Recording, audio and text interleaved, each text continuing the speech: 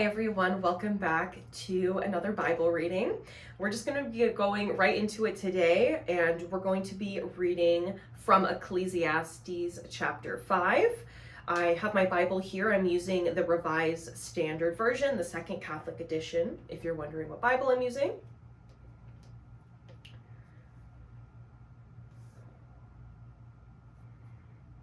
The book of Ecclesiastes, Chapter 5. Reverence, humility, enjoyment. Guard your steps when you go to the house of God. To draw near to listen is better than to offer the sacrifice of fools, for they do not know that they are doing evil. Be not rash with your mouth, nor let your heart be hasty to utter a word before God, for God is in heaven, and you upon earth. Therefore, let your words be few. For a dream comes with much business, and a fool's voice with many words. When you vow a vow to God, do not delay paying it, for he has no pleasure in fools. Pay what you vow. It is better that you should not vow than that you should vow and not pay. Let not your mouth lead you into sin, and do not say before the messenger that it was a mistake. Why should God be angry at your voice and destroy the work of your hands? For when dreams increase, empty words grow many. But you must fear God. If you see in a province the poor oppressed, and justice and right violently taken away, do not be amazed at the matter. For the high official is watched by a higher, and there are yet higher ones over them. But in all, a king is an advantage to a land with cultivated fields. He who loves money will not be satisfied with money, nor he who loves wealth with gain. This also is vanity. When goods increase, they increase who eat them. And what gain has their owner but to see them with his eyes? Sweet is the sleep of a laborer, whether he eats little or much, but the surfeit of the rich will not let him sleep. There is a grievous evil which I have seen under the sun. Riches were kept by their owner to his hurt, and those riches were lost in a bad venture. And he is a father of a son, but he has nothing in his hand. As he came from his mother womb, he shall go again, naked as he came, and shall take nothing for his toil, which he may carry away in his hand. This also is a grievous evil. Just as he came, so shall he go. What gain has he that he toiled for the wind, and spent all his days in darkness and grief, in much vexation and sickness and resentment? Behold, what I have seen to be good and to be fitting is to eat and drink, and find enjoyment in all the toil with which one toils under the sun the few days of his life which God has given him, for this is his lot. Every man also to whom God has given wealth and possessions and power to enjoy them and to accept his lot and find enjoyment in his toil. This is the gift of God. For he will not much remember the days of his life, because God keeps him occupied with joy in his heart.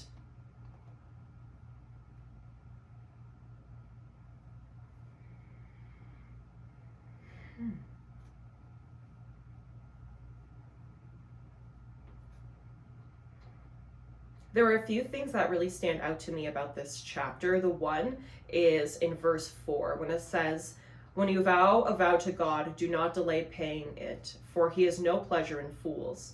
Pay what you vow. It is better that you should not vow than that you should vow and not pay." And I think that's really important. I mean, that's important when it just comes to like life in general. You should not say something to a person that you're not going to do, but it's even more of a grievance when you do that with God. I think that that's something that we all should really take away from this and it's also, one moment, there was another part in here that it talks about his words. It's a little bit further, verse 2. "Be not rash with your mouth, nor let your heart be hasty to utter a word before God, for God is in heaven and you upon earth. Therefore let your words be few." So it's better to speak like less, like don't overspeak. Don't, like, God has authority over us. Like, it's not that you shouldn't speak to God, but don't be a fool with what you're saying to God. And it's better to say less things to God than to say things that are just foolish. And then that goes back into, you know, don't vow a vow to God and not pay for it. And then, like, one of the general themes of Ecclesiastes this far is that money doesn't really make you happy. It's better to enjoy your toil on this earth because, as it says in verse 10, he who loves money will not be satisfied with money, nor he who loves wealth with gain. This also is a vanity. So it's going back to the money, how you'll never be satisfied with money, and the general thesis always of vanity throughout this book in the Bible is huge.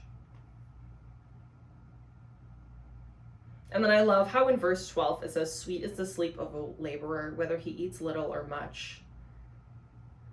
But the surfeit of the rich will not let him sleep. It's like, yeah, you know, if you've ever worked, I feel like everyone, I mean, maybe not everyone, but a lot of people in their lives have maybe worked a job that was more physically demanding, you know, longer hours, up on your feet a lot. And I know, like, looking back at my life, whenever I've had a job like that of a laborer, you know, I have always slept very well. You really just pass out. And I love how it also says whether he eats little or much. And then it goes, but the surfeit of the rich will not let him sleep, because there's always that, because you keep having to go to it because of the rich, because you're being oppressed basically by the rich. And then it ends again, the last paragraph is talking about that it's better for a man to find enjoyment in all the toil with which one toils in the few days that God has given him.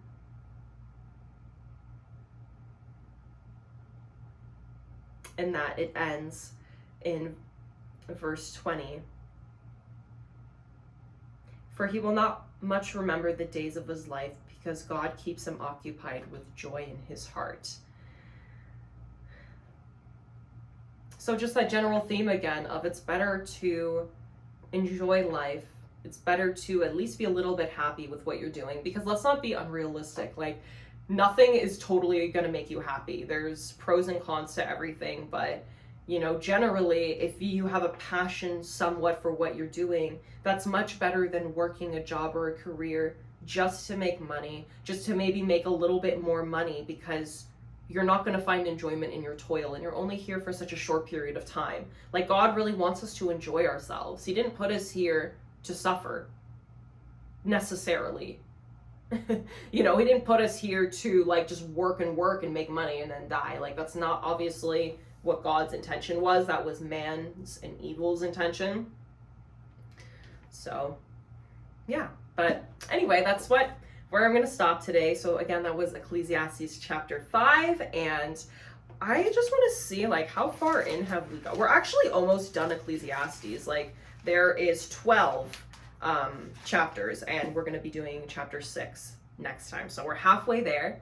I've really been enjoying it, and I've really just been trying to digest this book of the Bible. It's one of those books where it's very deep, talks about different things in terms of, like, a lot of what the other topics of the Bible are. It's talking in very, like, vast, like, very general terms, not very specific, with, like, events in the Bible and, you know, specific people. Like, if you're versed in your Bible, you know that there are sections that are just names and, you know, dimensions of things being built and lineages of families and specific people, names, events. This is very much, like, kind of just talks about life in general, and I love it because it can really help you.